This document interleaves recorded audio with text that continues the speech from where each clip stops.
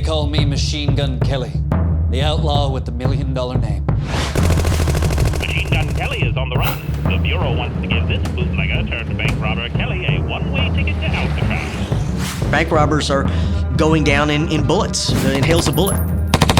Stick-ups and shootouts ain't bad enough. Kelly turns to kidnap. And that makes an enemy out of the feds.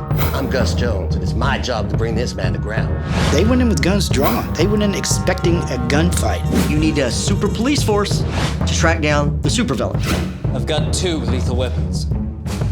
My trusty Tommy gun and my wildcat wife. You think you can find me, G-Man? You think you can stop me?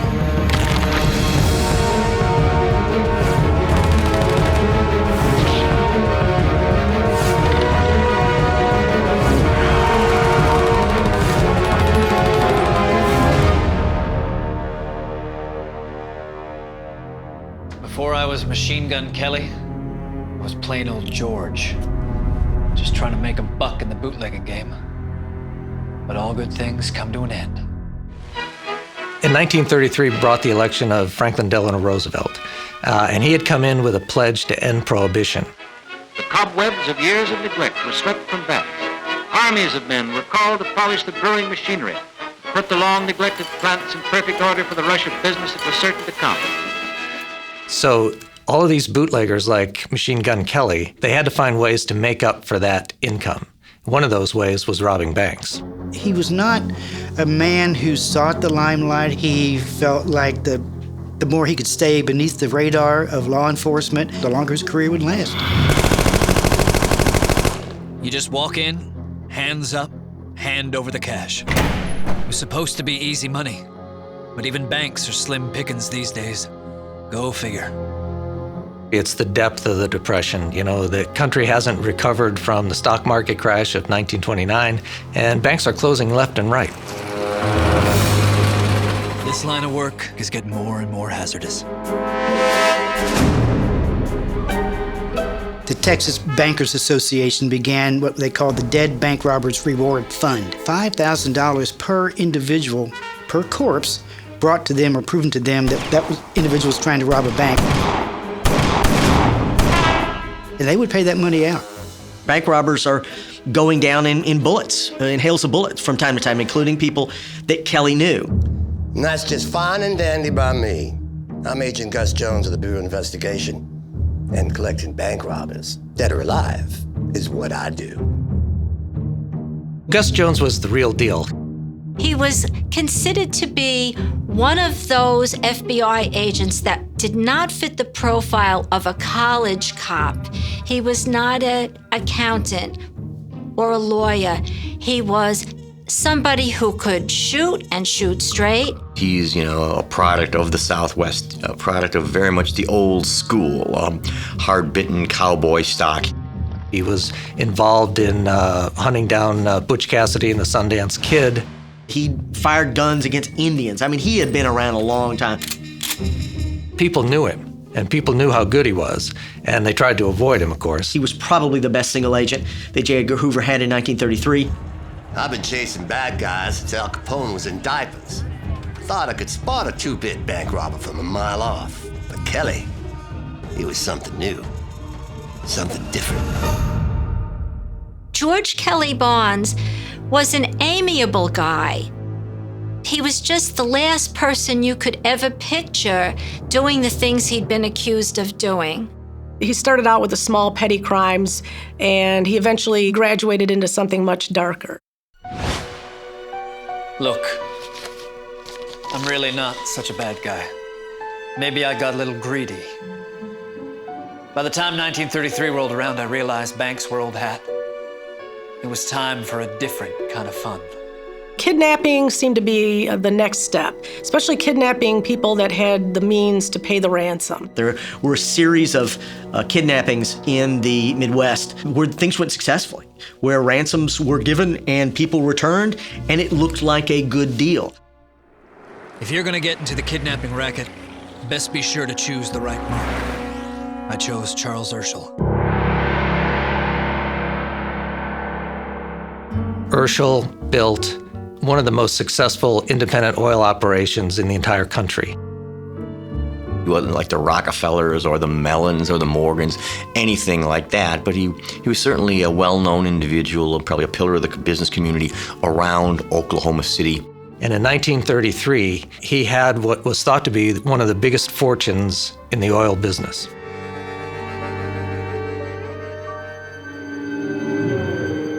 Kidnapping men like Urschel was a lucrative business, but I guess old Charlie didn't read the newspapers. He was a sitting duck. He's sitting around playing cards on his sun porch with one of his friends from the oil business, a guy named Will Jarrett. So, me and my partner, Albert Bates, walk right in. The women start screaming. They're scared. They're surprised. It isn't supposed to happen. They said, "Which one's Urschel?" And neither one of them would admit at first to being Urschel. Nobody pointed him out, so Kelly and Bates took both men at gunpoint and hustled them off to their getaway car, and off they went. Once they got to a desolate area, they went through the men's IDs, and of course it was discernible who was who. They had 2 millionaires in the car with them, but all they wanted was Urschel. They didn't realize that Jarrett was wealthy himself. So they let out Mr. Jarrett on the side of the road and lit out for Texas with Mr. Urschel as their kidnap victim. Kelly thought by crossing state lines that he'd avoid the law, but he was forgetting something. What none of them paid attention to was something called the Lindbergh Law, which made kidnapping, unlike bank robbery, a federal crime. Even though Lindbergh was able to muster the money asked, the kidnappers killed the toddler, thus infuriating a nation. And it infuriated the Bureau, especially my boss, J. Edgar.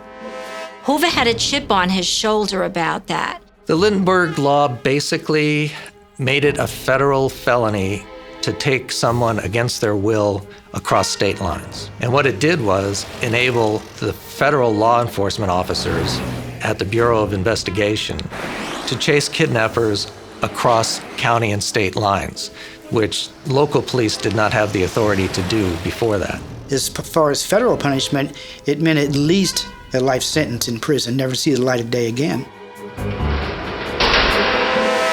The Lindbergh Law was bad news for guys like Kelly, but it was good news for us. The Bureau was itching to prove its mettle. They hadn't cracked a big one. I mean, J. Edgar Hoover's Trofer case was basically empty. So Hoover jumps on the Lindbergh Law like a dog on a three-legged cat. The nerve center of the FBI, the kidnap switchboard. Day and night it waits for the alarm in kidnapping and other dangerous crimes. This is National 7117. Just one moment, I'll connect you with Mr. Hoover.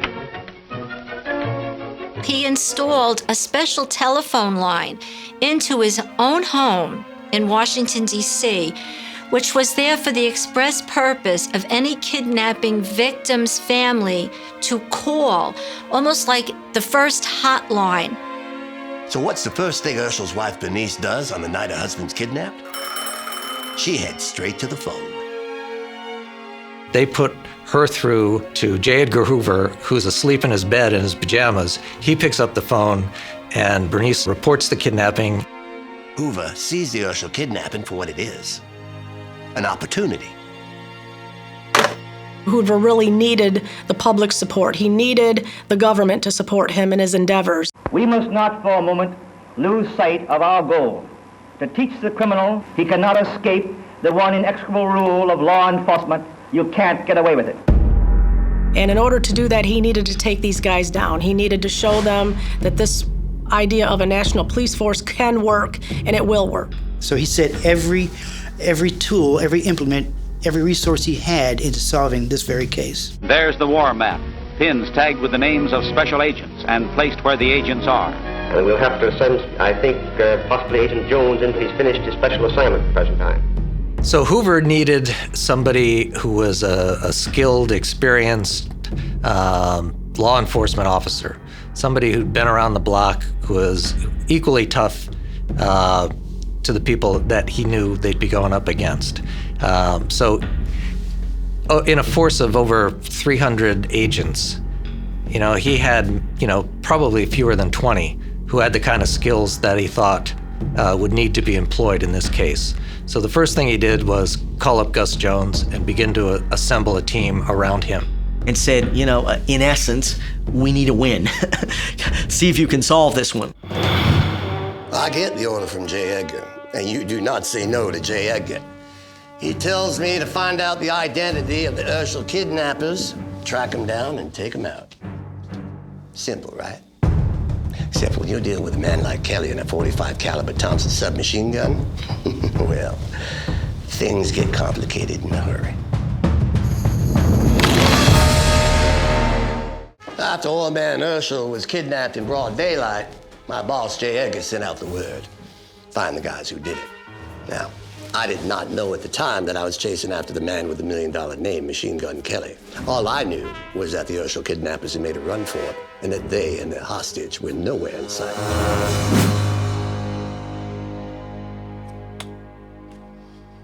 Running ain't nothing new to me. I've been running for the past 7 years, ever since I started bootlegging in the early 20s. He would take liquor made in Kentucky and upstate Tennessee and bring it in and sell to society parties. Machine Gun Kelly is unique among his peers at the upper level of Depression-era criminals. He was the only one who was raised what could be called middle class. His dad was an insurance agent, got all the way through high school, was comfortable at country clubs, was comfortable at dances. You'd think with all this education I would have been smarter, but I was young and new to the bootlegging game. Unfortunately, in New Mexico, there are Indian reservations, which are federal lands, and he sells alcohol to an Indian or an Indian tribe. It's a federal crime, and he ends up at Leavenworth. So this is where he really meets the people who will change his life. Bank robbers, kidnappers, kind of the worst of the worst. All these guys were able to bring him under their wing. They mentored him. They instructed and tutored him to where he was able to hone his craft. They told Kelly that once he got out, if he needed any work, they'd set him up. So by the time we got paroled around 1930, St. Paul, Minnesota was the place to be. St. Paul, Minnesota was notoriously corrupt among American cities in the sense that in the criminal class is viewed as somewhat of an open city. Any criminal could check in and hide out or cool off in St. Paul as long as they paid the right people and as long as they agreed to behave themselves while they were in town. I think in 1932, something like 25% of the bank robberies in the nation occurred within an easy drive of St. Paul. Look, Ma, I'm running with the big boys now. And that means pulling the serious jobs, including banks. He had traveled several states, gone north with a couple of his buddies and cohorts into places such as Illinois, Kansas, and even Ohio and Chicago, stretches beyond. I was riding the coattails of some legendary criminals. The Keaton, Holden gang, people like Frank Jelly Nash, they're all names that figured prominently in bank robbery. Robbing a bank ain't no small thing. Those first few times, I was feeling the pressure. He would get physically sick, that he'd be vomiting before going on a job. That's a clear indication that you're not cut out for this, really. As a bank robber, he was just another guy. He was nothing special. Everything changed the moment I met my wonderful wife-to-be, Katherine. She grew up in an Oklahoma brothel, where apparently she did more than just make the eggs.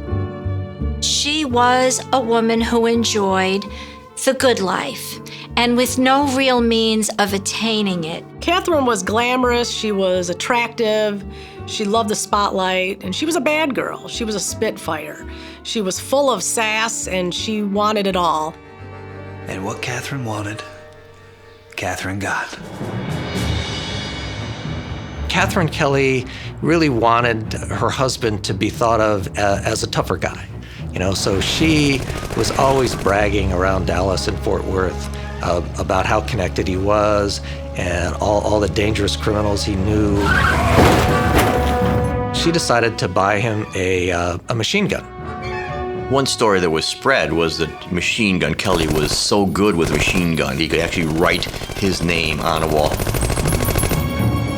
And then she would take spent shells from the machine gun and sort of leave them around the various speakeasies and bars that she'd frequent. And she'd talk about how George was getting so good with the machine gun that he could shoot walnuts off a fence line. She essentially served as his underground press agent, spreading these stories.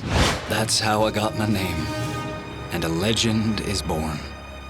He wasn't particularly vicious, and he didn't like violence very much, oddly, given his name. I think if you spent 10 minutes with the guy, you realize, I don't care how often he can write his name with a Tommy gun, he's certainly not going to shoot me in anger. He really didn't like to operate with a machine gun like that. He didn't really want to fire it in the process of robbing a bank because it would draw too much attention. He'd just walk in all dressed up like he was one of their major depositors. He'd have a .38 in a shoulder holster, and he'd basically just charm the money out of the bank tellers. This is 1930, before the banks really started hurting from the Depression. We were walking away with sacks full of cash. The professional bank robbers were generally better equipped than the police in terms of, owning automobiles with the highest performance engines. I mean, V8 was sort of a boss engine at the time. Quite often they could outrace them on the way out of town, and then you've lost the trail.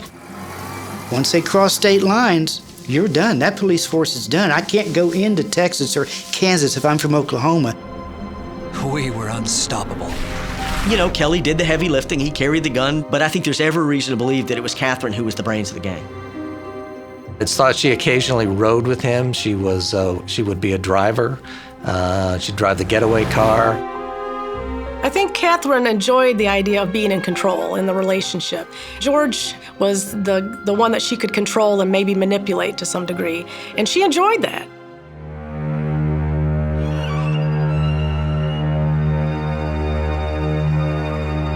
It was Katherine's big mouth that really put him on the radar, because she had been talking so much about how good he was with a machine gun that the Fort Worth, Texas police picked up on all that, and they described him to the Bureau as an expert machine gunner.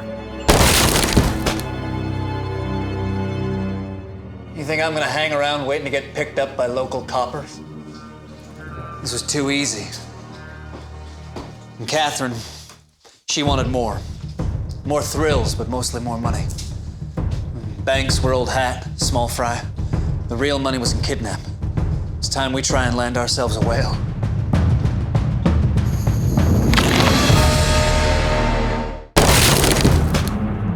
Fort Worth's finest trying to break down my door. Doing their best to catch me, Machine Gun Kelly. But I'd loaded up the sacks of cash, my trusty Thompson and my darling wife, and we hot-footed it on out of there. By 1933, Katherine was angling for a bigger and better score. She's my wife. What am I gonna do, say no? He would have been happy to just keep knocking over small banks, making, $50,000 a year or whatever. But Katherine wanted big money. She knew that she could only get what she wanted through certain means, through certain really expedient means. And bank robbery wasn't doing it because you had to split it up with too many people, for one thing, and plus the payoff wasn't big enough to support her lifestyle. I would imagine that Katherine had a lot to do with the idea of kidnapping. So kidnapping it is. Before we got to Urschel, we thought we'd have a trial run with a guy called Howard Wolverton, an Indiana banker's son. Problem is, Wolverton can't cover the $50,000 ransom demand.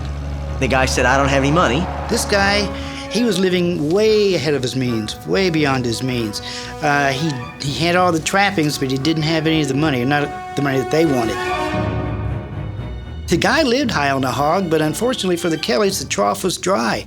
The Kellys say to Mr. Wolverton, if you'll give us a note, a promissory note, like you're taking out a loan, and you will pay this back in installments if you want to, but it's $50,000, and we want that money. Mr. Wolverton, he signs away. Sure, I got this covered. They drop him off the front door of his house. Nothing. Crickets. And so they let him go. He couldn't raise the money. He basically ignored their threats, and the whole thing just kind of disappeared.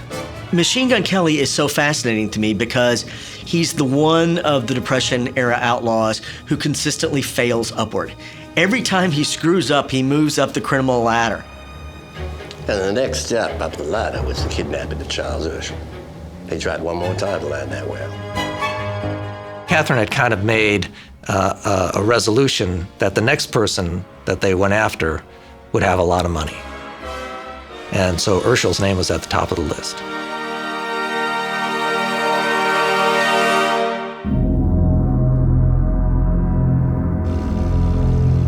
After snatching Urschel, we take him to a ranch near Paradise, Texas. For 9 days, he is our reluctant guest. 9 long days. I was getting nervous, especially after the Wolverton fiasco. But if anyone can afford to pay the ransom, it's the Urschels. One of the reasons that ransom kidnapping had become a success for criminals during the Depression is the way in which the FBI and law enforcement outfits pursued it. The first and most important thing by far was getting the person back alive. Now, to a guy like Urschel, $200 grand is pocket change. So when they finally got the ransom note, yeah, the family decided they wanted to pay up. And since kidnapping is now a federal offense, the Urschel case file lands on my desk. First thing was to make sure the ransom money could be traced. Kelly had asked for $200,000 in unmarked $20 bills. So the FBI literally wrote down all of the serial numbers, and then they distributed those serial numbers to as many banks around the country as they possibly could. Most people that were going to go into kidnapping could be reasonably certain they would get the ransom. The question would be, could you get away? I told them to trust me, and they did. They had a man hand over the cash somewhere in downtown St. Louis. I picked it up, no fuss, no muss. And then the next day, we dropped Urschel off on the side of the road in Norman, Oklahoma. We got the money. And we got away. I knew that finding the kidnappers would be like searching for a needle in a haystack. So the first order of business, interviewing Charles Urschel himself. Charles Urschel was not simply an astute and pragmatic businessman. He was extremely intelligent. He was also extremely aware, and he remembered it all. He started taking notice of how long he'd been gone, what directions the car was going, when they stopped, what time it was, what conversations were had. The different types of surface that the car was traveling on. He knew, for instance, if it was pavement because of the whine of the tires. And he also knew when he hit mud, because there's nothing like the sloshing sound of a thin-tired wheel going through mud and the yawing and spinning of that car trying to get out of it. The second day, he hears a plane flying overhead, and he remembers that, I heard that same plane yesterday. So then he begins to try to figure out what time of day that plane is going over. It goes over in the morning, and it goes over at night. He would wait 5-6 minutes or so. He'd time it out and say, ask someone, his captor, what time is it? Oh, it's 10 o'clock. Or it's 10 till 10. Well, he knew an approximation as to when the plane flew over. That way he established a pattern for the airplane, which they could take to the aviation authorities to try to find out the location of the place where he was being held. So when Gus Jones gets all this information, he looks up at Urschel and he says, the haystack just got a lot smaller. And, you know, the stakes are fairly high. If Hoover can solve a big brand name kidnapping like this, it'll be a huge boost for the FBI and for the Roosevelt administration. Well, first he sends out his agents to the local aviation authorities. They try to determine what plane that might have been. They figure out what it is. They know the route that it takes. So they go up, they do a low-level flyover. They think they find the area where the farm is. Pretty little place in Texas called Paradise. And the ranch in question is owned by a man named Boss Shannon. And then the pieces start to fit together. Boss Shannon is Katherine Kelly's stepfather, which means he's Kelly's stepfather-in-law. They were connected. They were family. And finally, I knew for sure. Machine Gun Kelly was the man behind the kidnapping.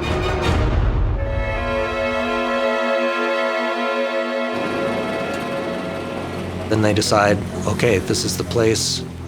Gus Jones is leading the party, but he's also got Charles Urschel with him carrying a sawed-off shotgun. If anything was going to happen, if he had a chance to blow any of those SOBs away, he's going to fire at least one of the shots.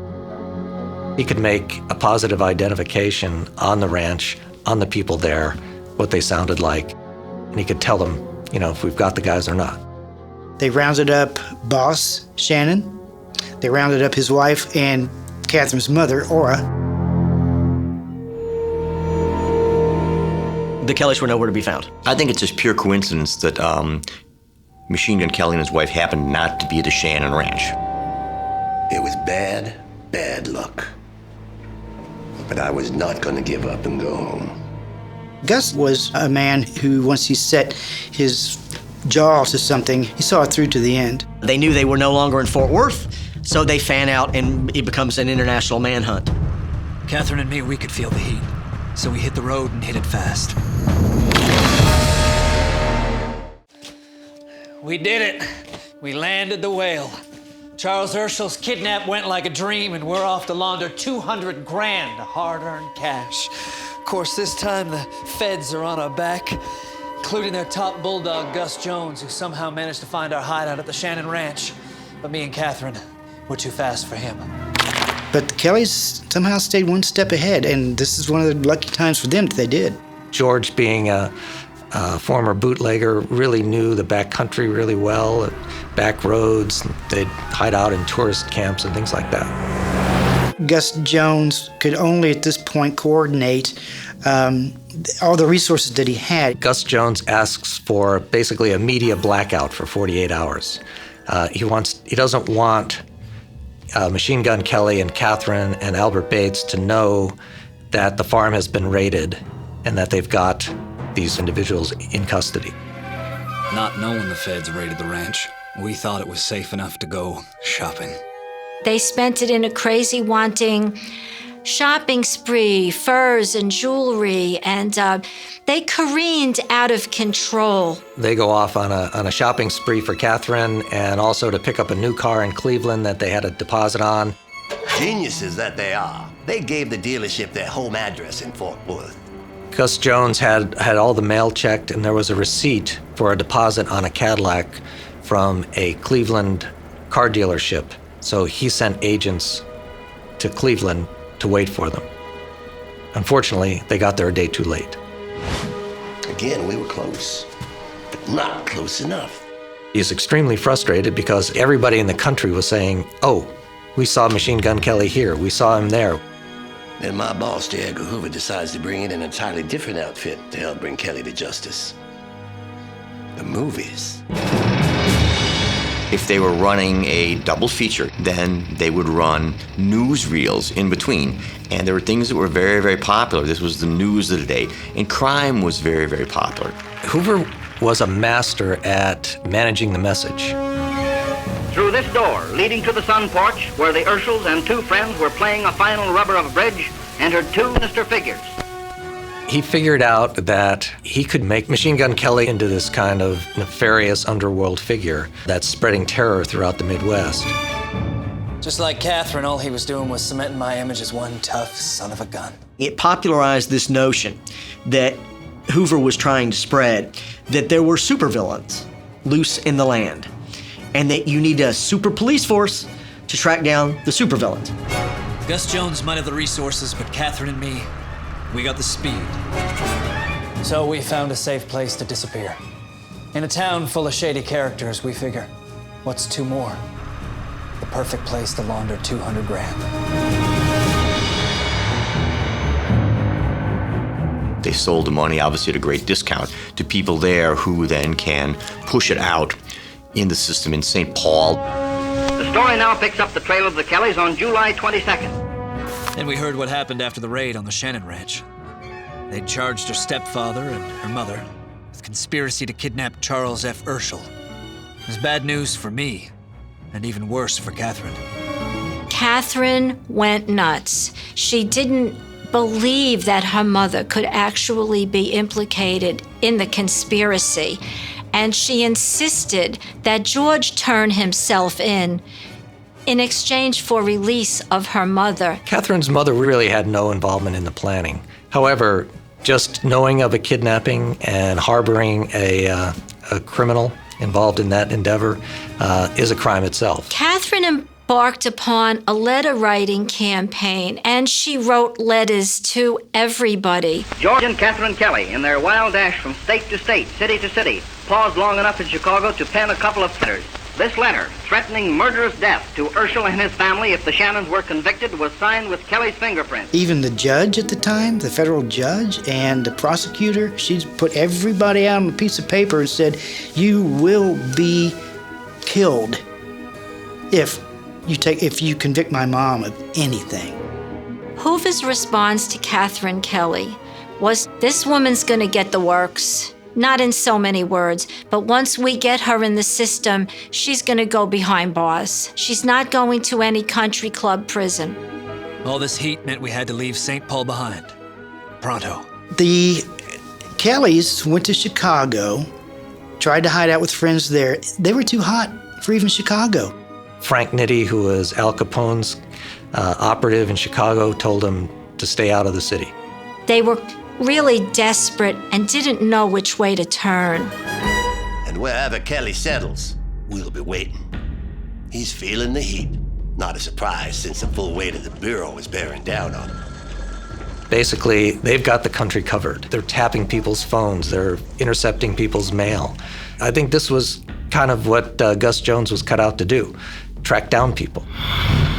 Stuck between a rock and a hard place, we split up. I'm in Mississippi.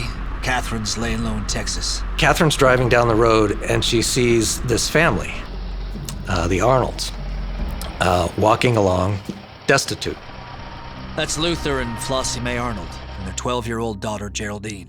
They were dressed in the attire of field hands, itinerant workers. So Katherine picks them up, offers to put them up at a tourist hotel and give them a meal. And then she lays this gambit on them. She tells them who she is and asks if Luther Arnold would be willing to be the go-between between her and her lawyer. She's scared that the FBI might have him staked out, and the Arnolds, who are essentially Depression-era refugees on the side of the highway, are like, you want us to what, lady? I ain't sure this was the best scheme my darling wife ever conjured up. Anyways, she pays him $300 in cash to take a message to our lawyer. But Luther's got something else in mind. Luther Arnold takes the money and goes up to Oklahoma City and proceeds to check into the nicest hotel in town, and he starts to have a party. And went to a brothel and declared himself a member of Machine Gun Kelly's gang. Agents of the FBI and the DA's office caught wind that some mouthpiece for Machine Gun Kelly's going to be there. And he was discovered there by Agent Gus Jones. I put an end to Luther's party, all right. We picked up the missus, too. Was she ever upset? Old Luther pointed Jones toward the house we were renting in San Antonio. But by the time he got there, we'd already split. So the Arnold family, believe it or not, allowed Katherine and George Kelly to take their daughter on the road with them. And they used her as a prop to make themselves look like a family. Geraldine didn't want to do any of this. These people were strangers to her, and other than get her a couple of dresses and a bath occasionally and some good food, it wasn't fun for her. Ultimately, after all this running around, from Biloxi to West Texas to San Antonio to Dallas to Oklahoma City to Chicago, the Kellys end up back in Memphis. Broke. They've gone through the rest of the ransom money, but they buried a bunch of it out in West Texas at Katherine's uncle's farm. $73,250 by my count. What were we gonna do? Deposit it in a bank? So he goes back to Memphis, which is where he's from, and he knows some people, including his brother-in-law. I called up my first wife's brother, and he's got good news. I've got a friend who could use a few bucks. His name is Al Titchener. I'll set you up with him. So Kelly goes over there, basically, rents some sleeping space. So we hightail it to a safe house in Memphis and lay low until the heat dies down. The days go by and the only thing that's dying is our finances.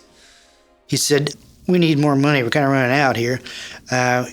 We have some down on my uncle's place. His name was Cass Coleman. We buried about $73,000 down there. We need to go get some of it. So he concocts a plan to send little Geraldine back with his brother-in-law because Geraldine knows where the farm is and can tell him how to get there. So they drive across country and get to the Coleman farm, but Coleman won't have anything to do with it because he knows his ranch is being watched. By then, we had eyes on everyone who ever knew the Kellys, Uncle Cass Coleman included. He said, we can't go out there and dig this stuff up now. They're watching every move I make. Skedaddle. So they left empty-handed. At which point, Geraldine, who was like 12, says, I think I've had enough of this. I'd like to go home. Poor little Geraldine, going cross country with a strange man she doesn't even know to go on a dark ranch out in the middle of nowhere to dig up some, ransom money? Geraldine wanted out, which was music to my ex-brother-in-law's ears. He thought, this girl is a whiny little pain in the butt, and all she can do is holler for mama, and she's just talking my ear off and screaming and threatening to run away. So his brother-in-law puts her on a train and sends her back. But by then, her parents are in federal custody. And when Geraldine's parents greet her off the train, I'm there too. They debrief her on everything that's happened. She says they're hiding out at the house of some guy named Titch. The agents say, would that be Al Titchener? And she said, yeah, it's on East Rainer Street. She told them everything they wanted to know, and there were plenty of ears around wanting to listen. So now they've got to go in and get them. Problem is, I'm in Oklahoma City coordinating the hunt, and the Bureau's closest agent to Memphis happens to be in Birmingham, Alabama. That's 200 miles away. The nearest senior agent to Memphis that night that they got the tip was a young guy named William Rohrer. Agent Rohrer was hundreds of miles closer than was Gus Jones at the time. And when the order came in to Rohrer, it was a tall one. You got to get there by morning because we're gonna raid this place. So Rohrer realizes he can't drive there in time. I don't have a car fast enough to get me there within hours. Trains won't do. Commercial flights, non-existent. He discovers that the only people who could fly him out would be the military. So he finally chartered, if you will, a National Guard crew and their airplane to take him to Memphis, which they did in a short amount of time, allowing him to lead the raid. So Rohrer is in Memphis with his posse, and they've been reading all the press about Machine Gun Kelly and what a vicious criminal he is. They don't know if they're going to be walking into a trap. They don't know if the Memphis police had tipped off Kelly. They really don't know what to expect. With a name like Machine Gun, it takes a special type of cop to walk in without an invitation. With a tip-off from young Geraldine, we were pretty damn sure that Machine Gun Kelly and his wife Katherine, who was just as dangerous, were holed up in a safe house in Memphis. I flew one of my best agents down there. With the help of some local deputies, Agent Rohrer makes his move. They crowded in on this little bungalow where supposedly Machine Gun Kelly was hiding. I can only imagine that the local guys were thinking, wow, this is big, this is huge, this is a big deal. They went in with guns drawn. They went in expecting a gunfight. Rohrer goes up on the front porch and he opens the door. The door is unlocked. Goes in, the living room is covered with empty whiskey bottles. They see Katherine asleep on a bed in some green silk pajamas, but still no Kelly. Rohrer and another man start to creep through the house, with their guns. And as they go into the first room on the right, there's a noise from an adjoining short hallway.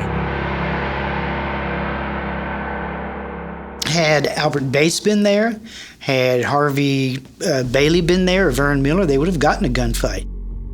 What they got was a guy in his jammies who was hung over from the night before because he and Katherine had several bottles between them, and that's all they got. He's got a 45 in his hand. He drops it on the floor and basically just gives up. The story that Hoover told of that morning for decades was that when Inspector Rohr came in and arrested Kelly, Kelly said, "Don't shoot G-men." And thus, one of the greatest nicknames in the history of American government was born. G-Man became the acronym of the century to describe the war on crime, to describe an FBI agent or Hoover himself. It went into movies, it was on television, all from this early morning arrest and this befuddled criminal who allegedly said, "Don't shoot G-Man." What Kelly said was nothing to that effect. No words like that. What he probably said, according to the arresting officers there, was, "I've been waiting for you guys all morning." Very docile, very placid, very, "Okay, you're here, let's go." The one who fought was Katherine. She was asleep in the next room, and they got her, and she was spitting mad. She was told, "Get dressed, babe." And that was it. They were taken into custody, and that was the end. The arrest of the Kellys is a watershed moment for the FBI. Now, this was a big deal. This is their first big trophy in their trophy case. Memphis, Tennessee, 1933, and federal agents capture Machine Gun Kelly. It gives the FBI and J. Edgar Hoover that first great victory that they need to perpetuate the war on crime, to maintain the government's support of these efforts. And the moniker G-Men, oh, that stuck. You bet that stuck. And Hoover touted that, and his agents wore it like a badge of honor, and so they probably should have. Wear it we did, all the way to trial. The defendant entering the courtroom has an electing effect on the spectators. The air is charged with excitement. On the very first day of Kelly's trial, he walks in to the courtroom and walks past Urschel and goes like this and threatens to kill him. He says, "You'll get yours." The kidnapping case against Machine Gun Kelly and his accomplice was a slam dunk, but convicting his wife wasn't so simple.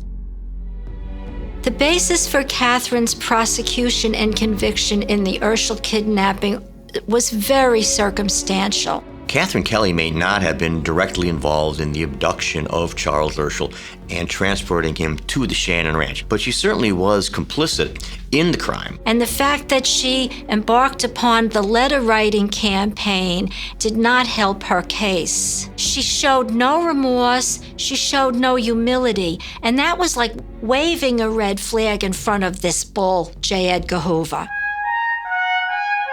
Katherine got life too, like me. She knew what she was doing, just like I knew what I was doing. We both got what we deserved. A plane brings Machine Gun Kelly and his wife Katherine from Memphis, Tennessee. The arrest and the trial was the last time they were together. Katherine kissed him goodbye, allegedly said, "Be a good boy," and she went away to a series of federal incarceration facilities for women, and he went to Alcatraz and was later transferred to Leavenworth. Kelly, over the years, he gets sicker and sicker. He develops heart disease. Eventually, he has a heart attack and dies. And that was that.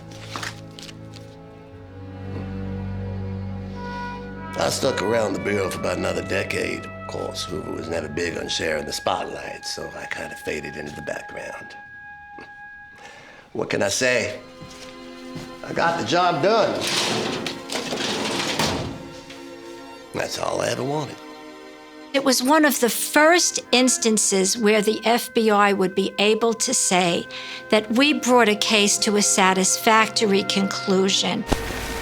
It's the judgment of the court that George R. Kelly be sentenced to the federal penitentiary for the term of his natural life.